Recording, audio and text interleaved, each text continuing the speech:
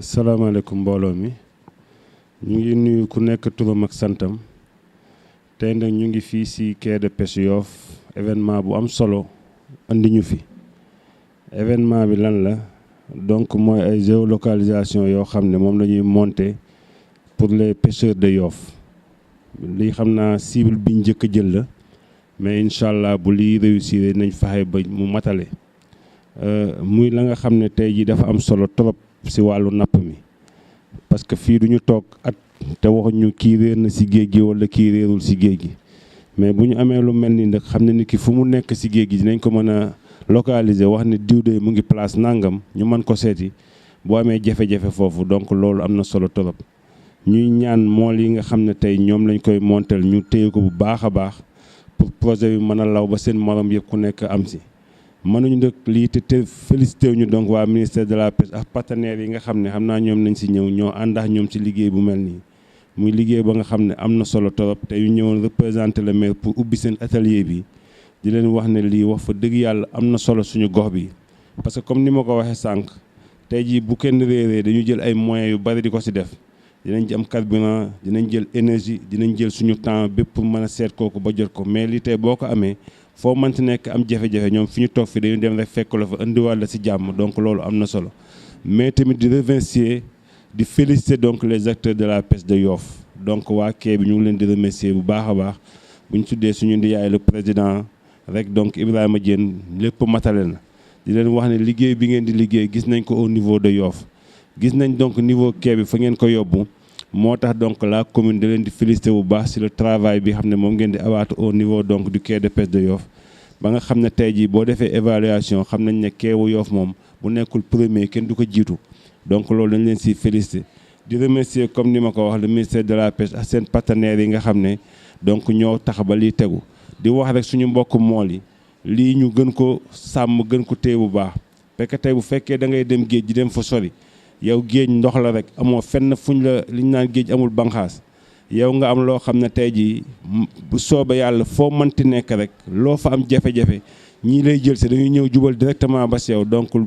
matériel bi bu ngeen ko amee ngeen fonk bu baax a baax mu doon seen matériel yi xam ne moom ngeen di gën a fonk je pense que lii moom la ñu war a gën a mën a fonk sax moteur bi xam ne moo ñuy yóbbu parce que tey jii moteur bi mën na la yóbbu mais boo réeree du mën a ñëw indi la si boppam mais lii nag tey foo ko mënti nekk foo ko mënti yóbbu dina la mën a tax fii ñi ñu toog ñu mën a xam ne tey bàyyi ngañ mëlekat mu ngi place nangam mais jafe-jafe la fa am donc li am na solo donc daal di leen féliciter di leen remercier di leen wax ne comme échantillon defe naa xaw ma 6 à 8 personnes la ñu jël ñooñu faxay ba expérience bi ñuy lancé mu ci ñoom mu doon expérience bu réussir parce que tey bu réussir rek moo leen di permettre ba seen maroom yëpp affaire bi mën a law donc di leen féliciter di wax ne daal donc acteurs yi ñu ngi leen di ubbil seen atelier bi yàlla def ci jàmm ba ngeen mën a def atelier bi normalement ba nga xam ne tey sensibilisation bi ngeen bëgg ak yëpp mool nañ ko gën a dégg ñoom tamit li leen fi indi lépp dem ci jàmm. ma bëgg sànni ay kàddu yàlla dafa def ne ñun commune bi ñu nekk maire bi le ministre maire di Abdoulaye Diouf Sarr ñëpp xam nañ ne bu ko neexoon tey tëmbal gaal dem géej le premier adjoint bi nga xam ne aussi moom la dénk tamit bon commune bi. mu nekk fi di liggéey bu mucc ayib bu ko neexoon tëmbal gaal dem géej parce que ñun ñëpp xam nañ ne même boo dee élève di ngay faral di dem géej kon mën naa wax ne ministre bi moom ak ñeneen ñëpp ay mool lañ te nag tey jii nag nekk na bés bu xat ci moom muy le premier adjoint bi toog nii mais xat bi mu xat yëpp terewul fonk gi mu fonk ñun acteur de la pêche yi moo waral biñ ko waxee kii bi mu ne Jabel lu mën a am damay ñëw ma teewal sam bopp parce que li tax ma day teewal boppam gaal gu fi mës a réer nag fii si Yoff mu jaar si ñun ñii bu ñëwee wax ko dina yëkkati ay moyens def si moyens yu bari nag lay jël def ko si ëlbatuko aussi tamit dinañ dem seeti famille bi def si énergie def si lépp kon boog lii moom fonk gi mu ko fonk mooy nee na ku ko fonk nga kon njabootam kon boog du def lu dul bi mu si waxtaanee ministre mu ne ko nag demal nga teewe mbir mi nga ubbi aussi tamit ñu jéem a ñaan la tout ba mu yaatu di wax ne aussi ñoom seen i pexe rek nañ ko defee woon si wàllu machine def ko si yëpp dinañ def le tout ba lii mu matale fépp nag bu ñu demee ba toll si pour daal ngeen gën a góorgóorlu xam ne daal ne vraiment kii ñu am yàlla na ko yàlla dëgëral jàppale ko ñoom ñi nga xamante ne aussi ñoom ñoo yor commune bi xam ne tam ñoom lan la acteurs yi soxla ñu koy defal guddi ak bëccëg kon bu fi teewee kon aussi dafa jaadu pour ngeen xam ne moom mu ngi jàppale acteur de la pêche bu baax a baax a baax si turu le ministre maire Abdoulaye Diouf Sarr ngeen baal ma parce que projet bi yàgg na si seen tournante yi lañ ko jëkk a def léegi dañ ko améliorer parce que dañuy tester rek géolocalisation dañ nekk si phase boo xam ne dañu xam ne lii di dee si géej gi dafa bari ñu wut appareil yoo xam ne pour accident fu mu am ñu xam ne mool bi fii la ne di gërëm suñuy partenaires yi parce que nekk na programme bu am solo si askan bi parce que kenn nit ku dee nii rek kenn xamul lu mu mën a kii ni lii nii ñun waa Yoff expérience bi Yoff la Kayar Joal ñetti dëkk yooyu lañ jëlagul Yoff Kayar Joal Yoff nag ñu ngi ko jëkk expérimenté si gaalu fila tournée yi léegi raxaaleñ si gaal yu ndaw yi am na gaal yu ndaw yuñ si rax lii day wane ne rek état du Sénégal mu ngi jéem si acteur de la pêche parce que xam na ne ñi siy dee dañu bëri expérience bi dañ bëgg yéen mool yi comme que yéen yore appareil yi lépp lu ngeen si gis loo xam ne lu koy mën a améliorer mbaa loo xam ne lu koy kii ngeen teel ko signaler parce que ñoom looloo leen fi andi di gërëm nag suñu autorités yi di gërëm suñu chef de poste bi di gërëm Malouf di gërëm nag suñu maire ak son représentant ki ko fi représenté parce que nag lu ñu yëkkati ñun parce que dañuy liggéey ak maire bi lu ñu yëkkati dañuy jàppale si lu bari lu ñu yëkkati dañuy dem waxtaan ak ñoom am si terrain d'entente ñëw andi ko au niveau du CLPA nag man maay coordinateur CLPA Dakar gépp parce que am na suñuy collègues yoo xam ne xamuñu ne pour ñoom lu ñëw rek da nga koy andi Yoff parce que Ngor amul gaalu fila tournée Wakaam amul gaalu fila tournée Soumbédioune amul gaalu fila tournée boo gisee projet bi ñëw ñu def ko Yoff leeral la bu may leeral parce que damay bañ ñu ne coordinateur bi dafa jël lépp andi ko si Yoff ma chef de poste bi waxtaane projet bi mu kii gaalu fila tournée la woon ñu dem ba si biir ñu ne comme que Yoff foofu la ñu commencé nañ si dugal gaal yu ndaw mais bu fekkee ne projet bi dem na ba taxaw dañ koy yaatal si Sénégal gépp loolu laa amoon lu ma si représentant de la géolocalisation artisanale di nuyu tous les acteurs daal di nuyu ñëpp di nuyu aussi le chef de centre de la surveillance côtière di xamal ne le régional waroon na fi ñëw teew ak aussi le chef de départemental mais dañu am un empêchement quoi loolu moo tax mënuñu ñëw mais vraiment bëggoon nañ teew trop et aussi njëriñ kese la parce que yéen aussi wax nañ ko ñëpp ñu intervenir yëpp ils ont wax nañu la même chose njëriñ kese la te nag test nag il faut yéen aussi ngeen def attention di xool est-ce que affaire bi muy dox et que ça fonctionne et c'est efficace loolu yëpp donc ñi nga xam ne ñu bénéficier affaire bi ñoo ko mën a wax donc vraiment combat la pour nga xam ne dañu leen jël faites beaucoup attention s'il y a des défaillances ngeen signaler ko aussi bañ a nubbante aussi donc vraiment loolu la calendrier bi xam naa ne xaw na forcé mais peut-être balaa ñuy sori dañuy jox d'abord les représentants de la géolocalisation d'abord ñu prononcé wu en attendant ñu ubbi maa ngi leen di nuyu ñëpp di leen jaajëfal ci teewaay bi waaye balaa may tàmbali waxtaan bi damay nuyu d'abord monsieur le maire waaw di ko vraiment féliciter ci initiative bu mu jël pour ñëw teewe en tout cas cérémonie bi nga xam ne mooy ouverture pour procéder à installation appareil ci gaal yi waaw di nuyu coordonnateur CLPA bi aussi monsieur Abdoulaye Seck ak monsieur Malouf Diouf ak ñu fi teew yëpp daal maa ngi leen di nuyu bu baax di leen jaajëfal comme ni ñu ko waxee projet la en fait boo xam ne ñu ngi ko commencé woon ak ministère de la pêche et de l'économie maritime ci gunge ko maanaam ci naka la ñuy def ba wut ay jumtukaay yoo xam ne dinañu permettre en tout cas ñu mën a xeex li nga xam ne mooy disparition yu bëri yi nga xam ne mu ngi am ci géej gi loolu benn point la beneen point bi mooy ñu def de sorte que dinañ développer ay outils en tout cas ay plateformes yoo xam ne dinañ mën a saytu doxalinu géej bi maanaam ni ñuy nappee ak ni ñu exploiter ressources yi donc projet bi ñaari volet la am mooy volet sécurité maanaam pour ñuy dem géej saa bu amee gaal bu réer wala gaal boo xam ne dafa panne moteur wala mu mën a am solution yoo xam ne dina woote wàllu. Deuxième point bi mooy mu permettre en tout cas administration des pêches aussi ñu mën a xool saytu nan la ñuy exploiter ressources yi pour gën a ñongal géej gi pour ay génération yu ñëw parce que loolu suñu responsabilité ñun ñëpp en tant que mool aussi war nga mën a def de sorte que ressource bi nga exploiter ko de manière responsable de sorte que yow say doom ak ñeneen suñu ñëwee ñu mën ci jëriñu donc loolu yëpp mool yi ñoo ciy jàppale aussi administration bi à travers ces outils là ak yeneen pratiques de pêche yi donc loolu mooy vraiment objectif bu projet bi. voilà léegi nag comme ni ko coordonnateur CLPA bi waxee defoon nañ première phase pilote boo xam ne site bii lañ choisiroon Yoff ak Kayar ak Joal te phase boobu dañ doon làmbatu rek boo xam ndax mën nañu am ay jumtukaay yoo xam ne xëy na buñ ko defee ci gaal dinañ mën di gis gaal bi ci machine waaw loolu lañ doon def première phase bi ñu ko defee test yi fii alhamdulilah amoon nañ ay résultats ñu partagé ko ak ministère de la pêche et de l'économie maritime ak acteurs yëpp ci benn réunion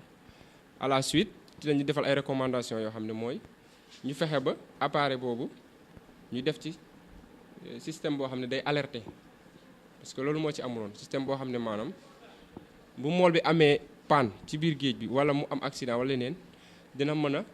wax ne ah man kat am naa jafe-jafe voilà loolu mooy système d'alerte bi ci lañ sukkandikoo nag ci recommandation yi pour defaat beneen phase test léegi nag comme liggéeyoon nañ ak sites yooyu ba pare ñu ne comme dañuy améliorer rek nañ continuer ak sites yooyu loolu moo waral projet bi nekk Yoff ba léegi ak Kayar ak Joal mais saa bu ñu noppee def test yi ba lépp ñu d'accord ci résultat bu baax rek incha allah dañ koy daal di maintenant tas ci site de pêche yëpp fii ba Kafountine ci Saint-Louis waaw loolu moo taxoon ñu choisir site yooyu voilà pour gaaw rek appareil bi présentation tuuti appareil bi rek boo ko xoolee benn appareil la boo xam ne dafa am GPS ci biir GPS bi mu ngi ci biir donc mool bi GPS la doon yor pour moom mu xam position moom kese mais léegi appareil bi moom dafa am GPS boo xam ne yow GPS bi appareil bi moo koy transmettre position GPS bi pour ñi nekk à terre mën ko xool mën ko gis loolu mooy appareil bi léegi dafa am panneau solaire comme gaal yi amul énergie panneau solaire la automatique la donc bu nekkee ci naaj bi rek automatiquement mu ngi fonctionner bu naaj amul tamit mën na am 48 à 3 jours yoo xam ne day fonctionner sans naaj batterie la am ci biir voilà donc amul benn vraiment difficulté da ngay jël rek nga fixé soo demee géej nga ñibbisi nga dindiwaat nga yóbbu sa kër loolu système de sécurité bi nag moo nekk bouton bi nga gis ni bouton bi di signaler bu ñuul bi bouton bi di signaler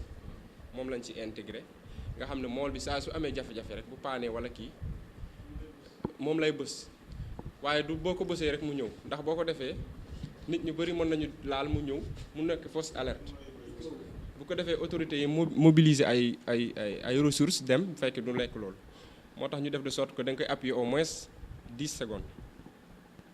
donc boo amee kii rek danga fexeel nga jàpp ci bouton bi nga bës boo ko bësee lu toll ci ay 10 secondes après da nga gis mu commencé di clignoter mën na la fekk nag ci jafe-jafe ki mais da nga fexe rek ba bës bouton bi bu fekkee panne la tamit mën nga bës bouton bi ay 10 secondes rek soo bàyyee di nga gis mooy clignoter gis nga clignoter ni muy clignoter ni après ci machine ba boo demee ci machine ba daf lay afficher benn signal SOS su ko defee léegi ñi saytu wàllu surveillance DPSP direction de la protection aqua ministère dinañ mën a gis ci seen écran yi kat signal SOS bi kat am na ko appuyer bouton léegi soo cliquer ci signal bi rek daf lay afficher léegi information yëpp turu gaal bi ki ko moom immatriculation bi numéro téléphone nombre de personnes yi nekk ci gaal bi yëpp voilà su ko defee ñoom dinañ am maximum information yoo xam ne dinañ xam directement fan la ñuy ñëw pour wàllu kooku ndaxte position GPS bi day affiché donc loolu daal moo nekk li ñu bëggoon testé léegi nag defar nañ ko ba pare fi mu nekk dañ ko bëgg a teg ci gaal yi pour borom gaal yi daal di dem géej di ñëw xam naa dinañ def de sorte que dañ jéem a def benn exercice pour def voilà benn exercice boo xam ne mool yi dañuy dem appuyer ci bouton bi ñu mobiliser DPSP xool simulation en quelque sorte voilà loolu daal ma leen jaajëfal bu baax ñu leen di nuyu yéen ñëpp ku si ne sur turam ak santam di leen baalu àq di leen baalit àq di ñaan jataay bi yàlla na ko yàlla barkeel ñu ngi leen di dalal jàmm Moussa di kontaan trop si seen teewaay fii di kontaan trop ci tamit si appareil yi ngeen xamante ne moom ngeen ñu présenté nii di nuyu suñu chef de poste monsieur Bokar di nuyu Malouf di nuyu ñi nga xamante ne ñoom ñëpp moom ngeen àndal di rafetlu si phase test bi nga xamante ne yàlla dafa def ñun dañu bokkoon si ñi nga xamante ne dañ ay bénéficiaires la ñu parce que appareil bi mu jëkkee ñëw ñun ñoo ko testé bokk naa si ñi nga xamante ne monté woon naa ko Malikan bokk na si ñi nga xamante ne monté woon na ko Ngala Mbengue bokk na si ñi nga xamante ne monté woon nañu ko appareil yi njariñ rek lañ si gis li tax njariñ lañ si gis moo di comme yàlla dafa defit ku ne mool wax ay risque ñu xam nañ ne mool lépp lu muy def rek risque la boo xasee ba tëmba dem géej non seulement yow yaay xam si li nga nekk mais ñi nga bàyyi kaw du ñu xam si li ñu nekk kon mool yàgg naa def ay risque ñu ngi sant état du Sénégal parce que mu ngi bàyyi xel si ñi nga xamante ñooy acteur de la pêche muy mool yi bu ñu demee ba ONG bu mel nii projet bu mel nii ñu présenté ñu ko muy di saytu li nga xamante ne mooy sécurité mool mi mu doon ay appareils yoo xamante ne dañ koy monter si gaal gi bu ñu ko monter si gaal gi dina def ba nga xamante ne ni yow en tant que mool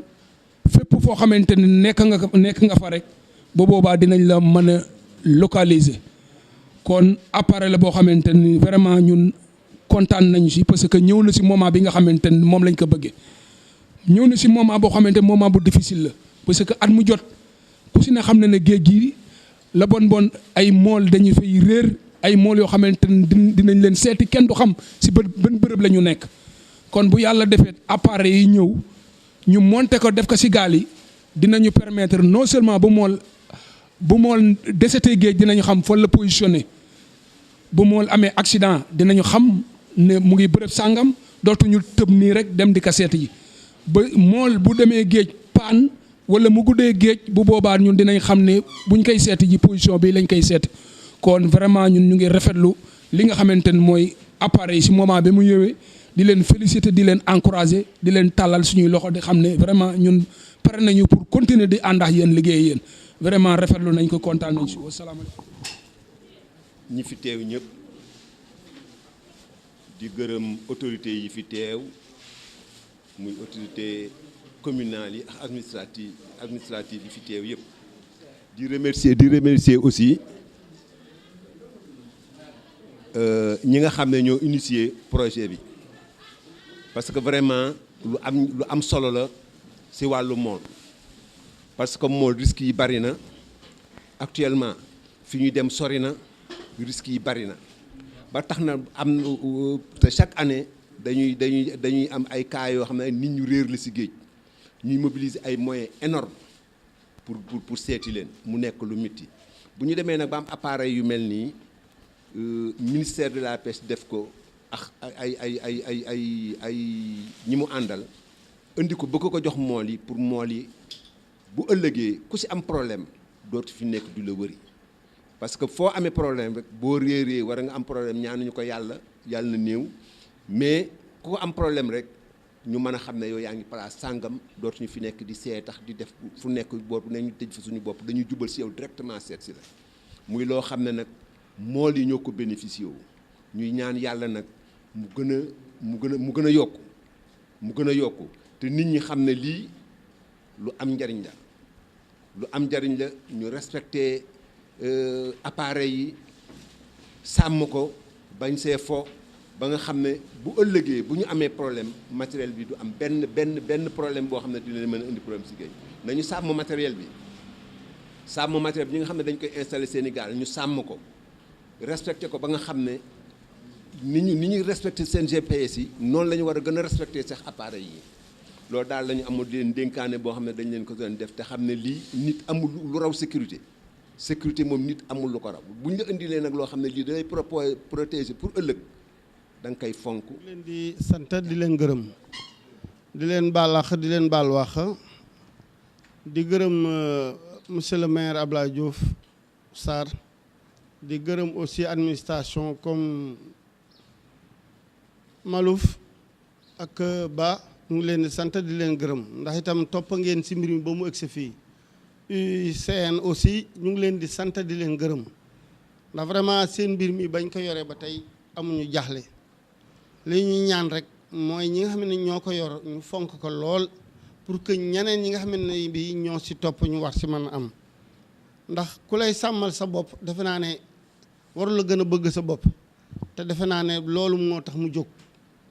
léegi daal ñu ngi leen di sant di leen gërëm di leen baal dañ ne phase test dañuy essayer bu essayer bu baaxee état du Sénégal moo leen ci yebal à ce que ñoom ñu essayer bu baaxee day nekk appareil yoo xam ne dañ koy jaay mais nag état da siy dugal loxaam dañ bëgg état dugal si loxaam subventionné ko moo tax fi ñu toll nii ñi ñu koy jox nii dañ leen koy jox gratuitement ñoom ñu xool parce que projet bi yàgg na laajaguñu si dërëm bu ñu demee nag ba xam ne appareil bi impact état bi nag day ñëw ne mool yi li ngeen koy kii mais nag day fekk ñu dañ koy subventionné te subventionné bi yaakaar naa ne buñ si àggee sax dina war a yomb parce que boo xoolee si permis de pêche CLPA yi mool yi ñoo moom 60% yi carte mareyeur yi mool yi ñoo moom 30% yi ça veut dire que suñu xaalis boobu bu ñu ko état versé am na nu muy demee mool yi nga xam ne yëpp dañu régulier di jënd permis de pêche à régulier bu boobaa appareil du am problème pour ñu am ko ñii di am problème mooy ñi nga xam ne amuñu permis neewuñu dans les bonnes conditions ñuy ñaan yàlla si problème bi ñu wax mool yëpp nañu xool nan la ñu mën a di fay permis parce que fay permis bi dafa am solo parce que nit ki tamit bu yoree matériel bu mel ni permis de pêche bu gaal fi laa tourné 15000 francs ñu ne la que moom ngay fay gaal gu ndaw gaal gu mag 25000 francs yow mool mi war nga mën a fay permis état nag si lay reconnaître ne kii bokk na si njabootam parce que boo amul permis amoo dara doo bokk si njaboot gi boo fi yaaxulee tamit doo am kayit yoo xam ne mën kii loolu dama ko si di doxal pour di am lu may leeral di leeral ne CLPA lépp lu di si ressource si géej gi état du Sénégal moom la ko jox CLPA loi la bu ñu voté à l'Assemblée nationale état moo démembrement d'état la état moo ko dénk géej gi GIE interprofessionnel privé la loo xam ne état moom la dénk tout infrastructure yi mu tabax yëpp GIE interprofessionnel la ko dénk ñuy oowaa Yoof pour mool yi nga xam ne fay ñuy permis ñuy fay permis parce que bu ñu si tolloo si appareil yi ñu mën leen ko jox yombal monsieur Seck wax ci yan condition lañ mën a amee appareil bi effectivement comme ni mu ko waxee comme dañu nekk en phase test donc UICN dafa mobiliser ay ressources mu jënd appareil yi maam UICN moo mobiliser ay ressources def benn projet boo xam ne dafa jënd appareil léegi jox ko gratuitement ministère de la pêche et de l'économie maritime léegi ministère de la pêche et de l'économie maritime daal di koy séddale nag acteurs yi pour ñu mën a def test yooyu comme ni mu ko waxee bu ñu demee ba test yi baax ba lépp tegu si yoon incha allah léegi dañuy daal di def de sorte que en tout cas UICN ci mission dafay daal di mobiliser ay ressources parce que en fait UICN ci loolu lay œuvrer dafay mobiliser ay ressources pour résoudre des questions yoo xam ne c'est relatif à l'environnement donc comme lii aussi c'est une question de sécurité et environnementale aussi pour la gestion des ressources halieutiques donc dañuy nekk ci dynamique mobiliser ay ressources ay fonds pour def projet su yàlla defee nag ñu mobiliser ay ressources yoo xam ne mën nañu permettre ñu am une quantité beaucoup plus grande par exemple ñu am ay appareils yu bëri yu tas yi dañ koy daal di séddale rek comme bii waaw donc objectif UICN en tout cas mooy mobiliser ay fonds acquérir ces équipements yi nii pour daal di koy jox ministère de la pêche gratuitement voilà maintenant buñ demee nag ba loolu xëy na xaw a nekk ay difficultés mën nañ trouver yeneen solution yoo xam ne mën nañ subventionner appareil de sorte que ku nekk dina am gouvernement du Sénégal am ci yëpp am ci mais objectif bi daal mooy mobiliser ay fonds pour mën a jàppale vraiment secteur de la pêche. bismillahi rahmaani rahim man la Amadou Gueye Diagne appareil yu jëkk yi dama bokkoon waaw appareil yu jëkk yi dama bokkoon si ñi doon def test bi ma yoroon benn appareil bi ma rafetlu ko trop ndaxte ñun amuñu lu dul géej gi kon bu ñu gisee ku ñu mën a jàppale si géej gi dañuy kontaan trop si li mu ñuy jàppalee rafetlu nañ trop délégation bi ak waxtaan wi lépp gis nañ appareil tamit mais damay laaj juste rek pour appareil ndax appareil dañ ko yoroon depuis ngeen jox ñu ko ñu yor ko di ko doxal boobu appareil bi appareil passé si lañ leen gisaat benn réunion may laaj te tamit géej gi dafa am ndoxu xorom ak yooyu ndax appareil boo ñu ko joxee ñu monté ko noonu dina am sécurité boo xamante ne du ko mën a yàq comme yooyu te tamit gis naa panneau solaire bi ak yooyu ak batterie bi yooyu pour ngeen gën ñu mën a expliquer si appareil yi te ma sañoon chaque 2 semaines wala chaque 1 semaine ngeen ñëw di ñu expliquer waat ñuy gën a xam ndaxte tamit boo ñu fekkee da ngeen ñu jox appareil dañu ko jàngal bëgg ñu def test bi dañu ngeen di ñuy jigéen di ñu wax chaque instant rek appareil bi nu muy doxee pour ñu gën di mën a xam ndaxte boo ñu ñëwee wax ñu ko nii rek mën nañ ko jàppa doxaax moom ba 1 semaine 2 semaines fàttewaat ko te boobaa test bi yaakaar naa ne loolu baaxu si te dañ bëgg mu gën a réussir daal wasalaam. participé woon nga ci première phase bi donc phase boobu waxoon naa ko sànq dañ doon lambatu nii rek finalement ci la ñu validé léegi appareil bii xam nga boobu ay appareils yu bëri yu bokkul la ñu installé woon boo xoolee ñoom Malick Kane Seck amoon nañu installé nii amuñu installé yu ndaw ak yeneen waaye bu ñu demee ba xool résultat yi recommandation yi ñu recommandé mooy ñu jël bii parce que bii moom moo gën a méngoo ak gaal yi parce que dafay am panneau solaire am yëpp et puis doo fi nekk di ko chargé doo fi nekk di ko fixé que démonté doo fi nekk di ko taal di ko fay mu ngi dox nii donc da ngay jël rek teg ci gaal bi boo ñibbisee nga yóbbu sa kër nga denc xam nga bee daañu ko dindi dañ ko doon bàyyi ci gaal bi waaye pour wàllu sécurité ak bañ ñu jël ko ak leneen moo tax ñu defar bii nga xam ne li acier la kii ngay fixé ci gaal bi boo ñëwee ni nga def du dañ yow yaa koy dindi sa bopp rek soo ko dindee nga yóbbu sa kër boo ñëwaat booy demaat waaw boo xëccee dina dañ ko acier la boo dindee nga yóbbuwaat sa kër nga denc booy dem nga ñëw tegaat ci gaal bi dem ndox bi nag mënu koo yàq parce que kii la quoi ndox bi mënu cee dugg mais dañ koy installé ci gaal bi fas ci point boo xam ne day xaw a sori nga xam ne foofu duy tooy trop parce que ndox bi di ko yàq mais ndox bi bu yàggee ci dugg mën na ko yàq voilà comme noonu la demee quoi mais comme suivi bi nag bii comme dañuy def ay test moom de temps en temps dinañ fexe fii bu amoon connexion sax mënoon nañu wone plateforme bi ak appareil bi boo ko xoolee nan nga ko visualiser waaw mais bu ñu amee connexion incha allah nañ mës a ñëw un jour ñu dugg ci plateforme bi def simulation ñu woon carrément que gaal bi mu ngi ci point bi mu ngi ci position bi ak boo bësee kii bi bouton bi mu affiché la signal beeg yëpp. ñu ngi leen di nuyu yéen ñëpp di leen santat sànq xëy na dañ doon joxe ngërëm rek ubbi si turu maire man nag bon maay représentant de pêcheur la mais en même temps maay représentant du maire si CLPA bi nga xamante ne moom lañ nekk bi nga xamante ne mooy Dakar Ouest waaw may wax ne bon vraiment ñu ngi leen di gërëm parce que sànq yàlla def na bu fi maire newul man maa fi ne parce que maay représentant du maire en même temps conseil municipal la di vice président commission pêche bon di leen gërëm bu baax di sant di wax ne daal ne vraiment ñun am nañ si xel mu dal parce que li tax ma ne appareil am nañ si xel mu dal boo xoolee fa ñu déparé woon commencement bi ñu fekkee ko ak fii ñu ko indi léegi nii xam nañ ne bon vraiment indil ngeen ñu lu mucc ayib di ñaan daal yàlla bu yaakaar tas liñ si bëgg nii bëgg a def essai bi yàlla na méngoo niñ ko bëggee parce que ku xool lii gis tamit aussi bi fi njëkkoon ñëw nga xam ne am na avancement bu baax a baax a baax a baax kon boog dañuy ñaan rek niñ ko bëggee mu am une réussite totale di waxee aussi na sànq di gërëm coordinateur aussi Ablaye Seck parce que sànq wax na wax ju am solo wax bu technique aussi muy tam lu mu xam waaw mais si biir loolu tam dañu bëgg aussi tam comme que dañuy wax ak Yoof ngeen ñëw Yoof ginnaaw bu ñu gërëmee suñu chef de poste bi Bokar di ko gërëm bu baax parce que vraiment mu ngi ànd ak ñun di liggéey bu mucc ayib Malf aussi tam yor wàllu surveillance xam naa ne ñoom ñii parce que heure bu fi gaal mësaan am problème rek ñoom si fitna la ñuy ne des fois sax dañ fiy presque fanaan kon boog lii bu ñu ko indee kon ñoom dinañ noppalaku ñun ñi tam aussi nga xam ne tamit ñun la suñuy mbokk doon réer ñu noppalaku kon ñu ngi leen di gërëm bu baax ci turu maire di leen sant bu baax a baax a baax di la gërëm aussi parce que durant tamit bon ñu nekk tam si projet bi ñu nax yow bëgg gis nañ ne yaa fuusoo yaa ngi si taxawaay bu mucc ayib yaa équipe bi nga àndal waaw fi may daanelee lenn rek la pour ñu xam ne aussi comme que dañuy wax ak Yoof pour ñu xam ne appareil yi même fekkeen tam aussi tamit moyens yi ngeen uti ji woon ba ñëw indil ñu ko da ngeen ko uti jiwaat ñëw indil ñu ko y a des critères yi aussi nañu defoon rek si machines yi noonu lay demee mooy discipline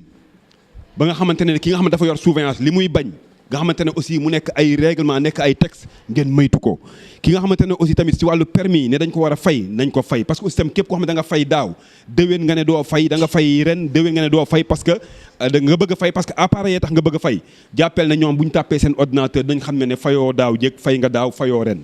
kon ñu xam ne nañ defee woon si machine lañ koy defee critères yi aussi même bu ñu ko dee mayee aussi tamit aussi képp koo xamante ne yaa ngi fay permis régulier di nga si am képp koo xam ne aussi ay mauvais du pêcherie yi nga xam ne Yoff da koy bañ yëpp képp koo xamante ne Yoff li muy bañ muy mauvais du pêcherie mu nekk ay kii yu ñu teg képp koo xamante ne yaa ngi koy bañ jàppel ne appareil mën nga si am heure bu ñu demee ba liñ si bëgg ñu am ko képp koo xam ne nag dañuy tere ne lii bu ko nit def nga def ko jàppel ne appareil pour nga am si mën naa ne di nga si am de mais peut-être di nga mujjee parce que aussi tamit dëkk bi dafa am nu muy doxee nii nga xam ne dañu ko indil ne bon texte yi nii la war a doxee pêche nii la war a tëddee ñun dañu bëgg ñëpp àndandoo si di ko doxee di gërëm ñëpp di sant ñëpp. Mathieu Diène di président Sen Tournante Yoff waaw.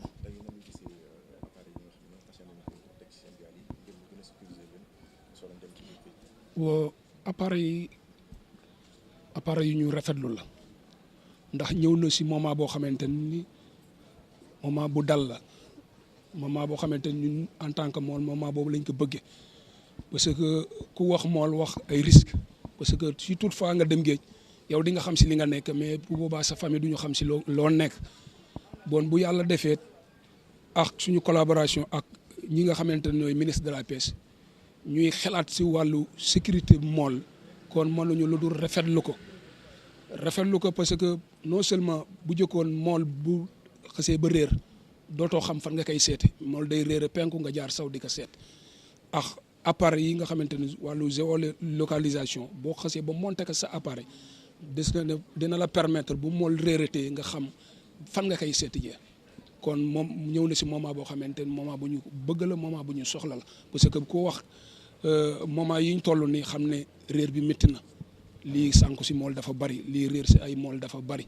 te bu mool réeree non seulement ñaaree nga gis gaal doo gis mool wa ilaa nga gis mool doo gis gaal bu yàlla defeet nga yor appareil bi monté ko sa gaal dina la permettre non seulement waxuma la boo réeree mais boo paanee sax nga mën a bës alerte bu boobaa dinañ xam fi nga situé. bon li ñuy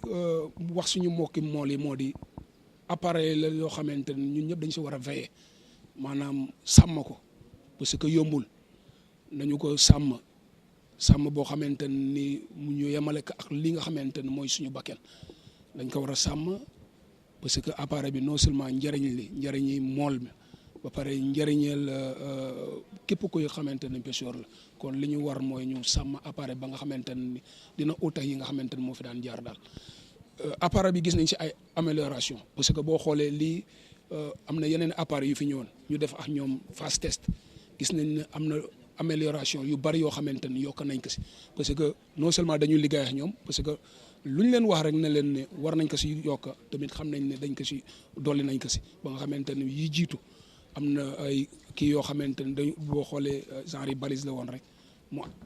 comme portable yi mais bii li nga xamante ni moom lañ si doon wax yëpp yokk nañ ko si appareil yi ba nga xamante ni jamono bu mool amee problème am na benn bouton boo xamante ni mu ngi si boobu boo ko téye 10 secondes. bu boobaa mu déclenché alerte wane ne mool sàngam turu gaal sàngam diw mu ngi position sàngam dafa am problème ñu wax tamit mool yi ñu bañ ko fowee ba nga xamante ne bu ñu dem géej rek di bës tous alerte bi ñi nga xam ne dañ leen koy monteel nañ leen wax ne leen du loo xam ne lu ñuy fowee la nañ ko sàmm nañ ko respecté bu mool amee problème mën na ko laal mais bu mool amul problème bu mu ko bës bu mu ko utiliser loolu daal la ñuy wax suñu mbokki mool ba nga xamante ne appareil yi jëkk ya dañ ko doon fixé si gaal yi bii war nañu benn plate boo xamante ne dañ koy fixé si gaal gi dafa am ay boo xoolee acier boo ñëwee teg rek amatul laal nga bàyyi ko noonu boo teeree mën nga ko dindi yóbbaale ko si kër boo ñëwaatee bu xëyee nga tegaat ko kon appareil loo xamante ne vraiment liggéey nañ ko liggéey bu mucc ayib daal non seulement bu tooyee du yàqu ba pare beneen bi moo di nañu ko sàmm daal ñun en tant que mool daal